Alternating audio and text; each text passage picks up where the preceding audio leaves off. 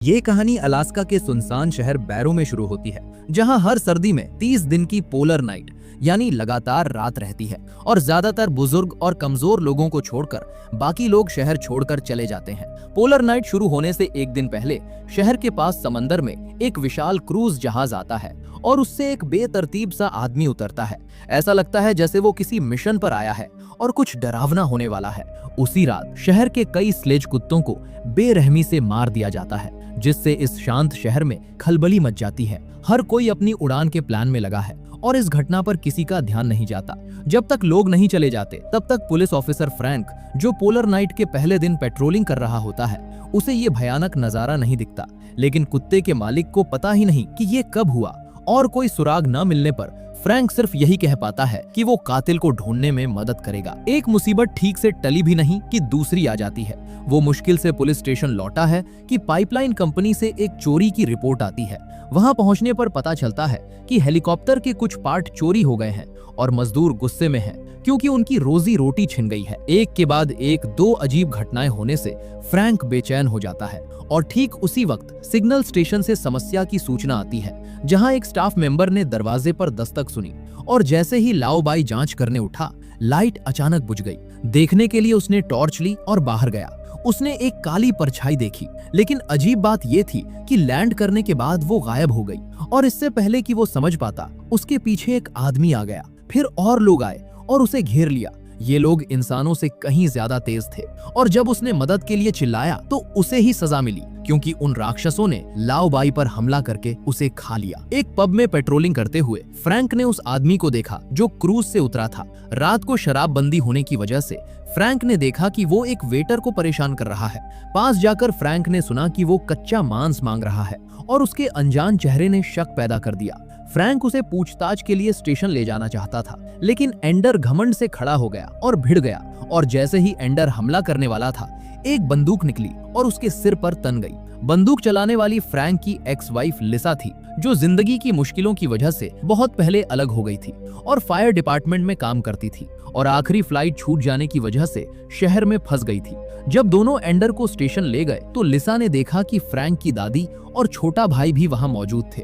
वे बातों में इतने मशगूल थे कि उन्होंने एंडर की बात पर ध्यान नहीं दिया, जो बार बार कह रहा था, देख लेना। उसी वक्त कई मजदूर अपनी शिफ्ट खत्म करके घर जाने की तैयारी कर रहे थे। दो आदमी इस बात पर बहस कर रहे थे कि आज रात लड़की किसके घर रुकेगी। तभी अचानक उनमें से एक को किसी चीज ने खींच कर ले लिया और उसका साथी जब उसकी कॉल का जवाब नहीं मिला तो देखने लगा कि हुआ क्या है। फ्रैंक ने देखा कि एंडर कुछ नहीं बोल रहा तो सोचा कि अभी 1 महीना बाकी है और कहा, अगर तुम अंदर रहना चाहते हो तो रहो। लेकिन एंडर ने नफरत भरी नजर से देखा और अचानक हेलन ने कहा कि कंप्यूटर का सिग्नल चला गया है। फ्रैंक ने पूछना चाहा कि क्या हुआ, तभी फोन लाइन कट गई। उनकी बातचीत सुनकर एंडर बोला, जो होने वाला है उसे तुम संभाल नहीं सकते। पहले तो सबको लगा कि वो सिर्फ ड्रामा कर रहा है। फ्रैंक कपड़े पहनकर बाहर देखने ही वाला था कि एंडर ने कहा कि तुरंत खिड़कियां बंद करो और छिप जाओ, क्योंकि वे उसे लेने आ रहे हैं। सब हैरान रह गए।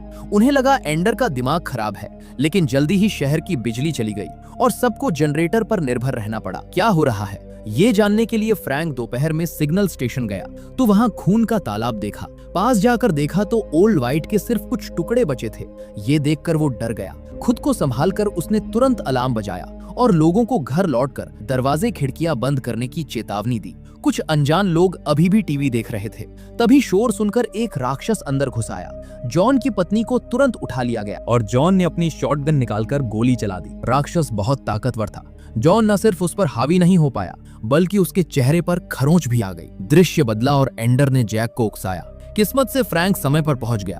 उसने जैक के हाथ पर वार किया और गुस्से में उसे हथकड़ी लगा दी। उन्होंने ओल्ड बाई की मौत और उस लोगों के बारे में पूछा जिनका उसने जिक्र किया था। एंडर ने सिर्फ इतना कहा कि सब बर्बाद हो चुके हैं। शहर के लोगों को बचाने के लिए फ्रैंक ने टीम के दूसरे मेंबर को ढूंढने का सुझाव दिया और दोनों तुरंत उसकी जगह पर पहुंचे।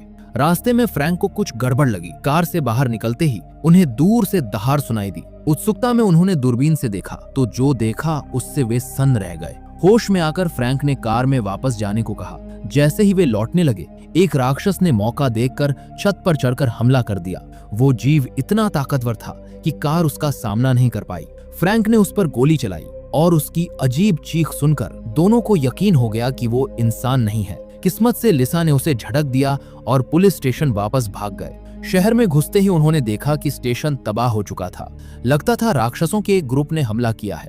तभी वॉकी टॉकी से एंडर की डरावनी हंसी सुनाई दी। हेलेन और जेरहे के स्टेशन में होने की याद आते ही दोनों वापस दौड़े। स्टेशन पहुंचने पर पता चला कि जेरहे और हेलेन गायब हैं और जमीन पर खून का गड्ढा है। फ्रैंक गुस्से में एंडर के पास गया और पूछा क्या हुआ।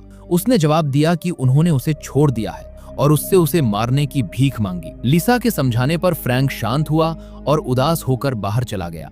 इस समय तक करीब 20 राक्षस शहर में आ चुके थे। वे भयानक नरसंहार कर रहे थे और लोगों की बंदूकों से बिल्कुल नहीं डरते थे। उल्टे जितना हमला होता वे उतना ही ज्यादा पागल हो जाते। भागते हुए फ्रैंक और लिसा उसी पब में जा पहुंचे जहां एंडर को गिरफ्तार किया गया था। फ्रैंक को अपना भाई जिंदा मिला, लेकिन बदकिस्मती से हेलेन को राक्षस खा चुके थे। शांत होकर उन्हें एहसास हुआ कि वहां रहना सुरक्षित नहीं है। भीड़ में एक इमिग्रेंट लड़की ने बताया कि उसके पड़ोसी के पास एक अटारी है जिसमें छिपी हुई सीढ़ी है। सबको वहां पहुंचाने के लिए फ्रैंक और लिसा ने बाहर जाकर राक्षसों का ध्यान भटकाने का फैसला किया। हालांकि कुछ 100 मीटर चलने के बाद ही कार फिसलने लगी। पता चला राक्षसों ने कार को उठा लिया था। जैसे ही दोनों मुसीबत में फंसे, ड्रू एक बुलडोजर लेकर आ गया। कई राक्षसों को मारकर उसने एक ट्रक स्टार्ट किया और फ्रैंक लिसा को बचा लिया। अजीब बात यह थी कि राक्षसों के लीडर ने कोई प्रतिक्रिया नहीं दी। लगता था वो कुछ प्लान बना रहा है। जल्द ही वे तीनों अटारी पर पहुंच गए। नीचे उतरने पर पता चला कि बाकी लोग भी आ चुके हैं। फ्रैंक ने एक प्लान बनाया। उनके पास शहर का ज्ञान और ठंड की आदत 2 फायदे थे।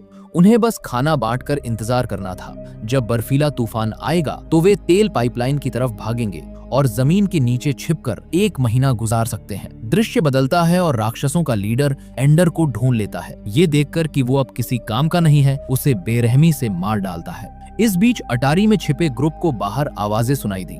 लिसा ने खिड़की से देखा तो राक्षसों को घर घर ढूंढते पाया। सब डर गए, लेकिन बर्फीला तूफान अभी नहीं आया था, इसलिए उन्हें इंतजार करना पड़ा। 7वें दिन राक्षसों के लीडर ने देखा कि ज्यादातर लोग नहीं मिल रहे, तो उसने एक औरत को चारे के तौर पर सड़क पर छोड़ दिया। फ्रैंक जानता था कि ये जाल है। उन्होंने छिपकर देखा कि औरत को तड़पा तड़पा कर मार दिया गया। इसी बीच फ्रैंक ने किसी को अपना नाम पुकारते सुना। पास जाकर देखा तो जॉन था, जो अभी भी जिंदा था। जोश में फ्रैंक ने उसे बाहर निकालने की कोशिश की, लेकिन जॉन ने ऊपर देखा और महसूस किया कि उसे वायरस हो गया है। डरकर वो पीछे हट गया। जॉन पूरी तरह पागल हो चुका था। फ्रैंक ने सबकी सुरक्षा के लिए कुल्हाड़ी से जॉन की जान ले ली और थका हुआ सो गया। थोड़ी देर बाद एक बूढ़ा आदमी चुपचाप सीढ़ी खोलकर नीचे चला गया। लिसा ने शोर सुना और उसके पीछे गई। उसके बेटे ने भी शोर सुना और नीचे आ गया। बूढ़े ने कहा कि उसे टॉयलेट जाना है। उसे बाथरूम ले जाया गया, लेकिन उसने मौका देखकर खिड़की से भागने की कोशिश की। जब आइजेन ने दरवाजा खोला और उसे गायब पाया तो वो ढूंढने बाहर भागा। लिसा ने रोकना चाहा, लेकिन धक्का लगा और वो गिर गई। शोर से फ्रैंक जाग गया। देखा कि सब गायब हैं, तो कुल्हाड़ी लेकर नीचे आया। लिसा ने सब कुछ बताया। तभी एक राक्षस आया, दरवाजा खोला और गंध का पीछा करने लगा। किस्मत से बाहर से आवाज आई और राक्षस भाग गया। आवाज आइजेन की थी, जो अपने पिता को ढूंढ रहा था। बदकिस्मती से उसे पिता नहीं मिला और उसकी आवाज ने राक्षसों को अपनी ओर खींच लिया। फ्रैंक और लिसा ऊपर लौटे, तभी एक और राक्षस छत पर चढ़ाया। शोर सुनकर सब अलर्ट हो गए। फ्रैंक ने राहत की सांस ली जब राक्षस चला गया। बाहर भारी बर्फ गिर रही थी। फ्रैंक जानता था कि अब पाइपलाइन की ओर जाने का समय आ गया है। जल्द ही बर्फबारी शुरू हुई और उन्होंने मौका देखकर बाहर निकलने का फैसला किया। पहले सुपरमार्केट जाकर खाना इकट्ठा करना था। सभी सावधानी से अंदर गए, लेकिन सामान इकट्ठा करते समय एक हल्की चीख सुनाई दी। आवाज का पीछा करते हुए उन्होंने देखा कि एक म्यूटेटेड लड़की अपनी मां को खा रही है। लड़ाई के बाद उन्होंने लड़की को दीवार से सटा दिया। जैक ने कुल्हाड़ी उठाई और उसे खत्म कर दिया। इस समय तक बर्फबारी रुक चुकी थी, जिसका मतलब था कि बाहर जाना खतरनाक है। बचने के लिए लिसा को एक तरीका सूझा। उसे लगा कि राक्षस धूप से डरते होंगे, नहीं तो वे बिजली की लाइनें नहीं काटते। हेलन के घर पर मारिवाना उगाने के लिए इस्तेमाल किए गए यूवी लैंप काम आ सकते थे। फ्रैंक मान गया। उसने कहा कि वो ध्यान खींचेगा और जनरेटर चालू करेगा, जबकि लिसा बाकी लोगों को पुलिस स्टेशन ले जाएगी। फ्रैंक चिल्लाता हुआ बाहर भागा और राक्षस उसके पीछे पड़ गए। खुशकिस्मती से उसने जनरेटर चालू कर दिया। लिसा और दूसरे लोग जाने में कामयाब रहे, लेकिन एक राक्षस ने उन्हें देख लिया। एक व्यक्ति की मौके पर ही मौत हो गई और बाकी पुलिस स्टेशन भाग गए। इस बीच फ्रैंक हेलन के घर पहुंचा और यूवी लैंप लेकर दरवाजे पर छिप गया।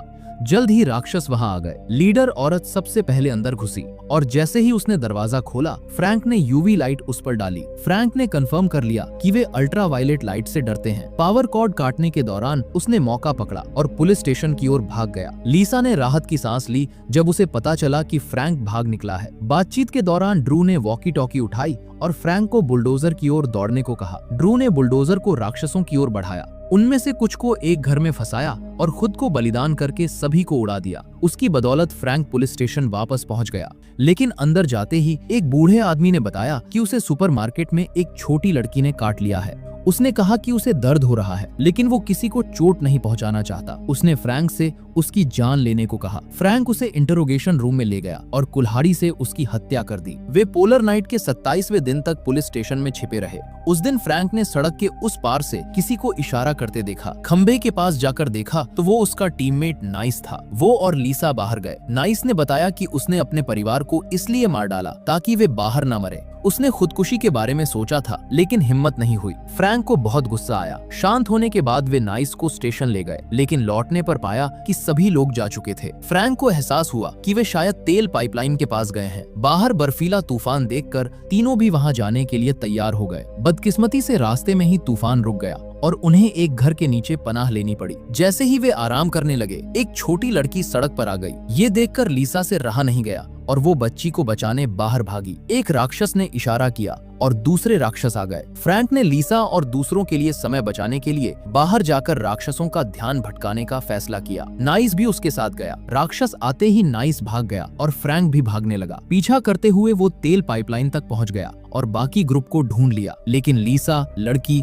और नाइस नहीं थे। तभी नाइस लड़खड़ाता हुआ वहां पहुंचा और उसके पीछे एक राक्षस था। जैसे ही उसने साथियों को आवाज लगाई, राक्षस ने हमला कर दिया। फ्रैंक ने कुल्हाड़ी उठाई, लेकिन राक्षस के सामने वो कमजोर साबित हुआ। लड़ाई के दौरान नाइस उठ खड़ा हुआ और राक्षस को श्रेडर में धकेल दिया, जानते हुए कि वो ज्यादा देर नहीं बचेगा। उसने फ्रैंक से उसे जल्दी मारने की गुजारिश की। फ्रैंक ने कुल्हाड़ी से नाइस की हत्या कर दी। शांत होकर उसने लिसा को वॉकी टॉकी पर फोन किया। लिसा ने बताया कि वो और लड़की तेल पाइपलाइन के सामने एक कार के नीचे छिपी हैं और राक्षसों से घिरी हुई हैं। राक्षसों ने देखा कि वे सबको नहीं ढूंढ पा रहे हैं, तो उन्होंने तेल पाइपलाइन काट दी और उसमें आग लगा दी। आग लिसा के पास पहुंचने वाली थी।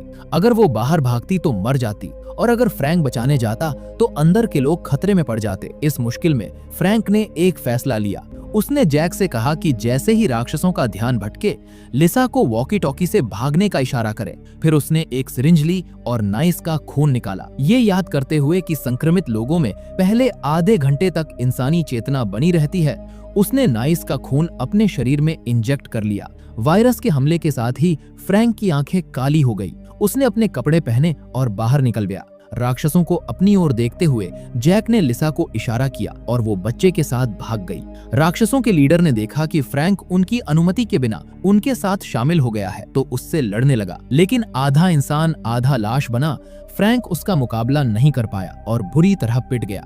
जैसे ही राक्षस उसे मारने वाला था, तभी फ्रैंक में अचानक असाधारण ताकत आ गई और उसने एक ही घूंसे में राक्षस के लीडर को मार डाला। अपने लीडर को मरता देख बाकी राक्षस डर गए और भाग खड़े हुए।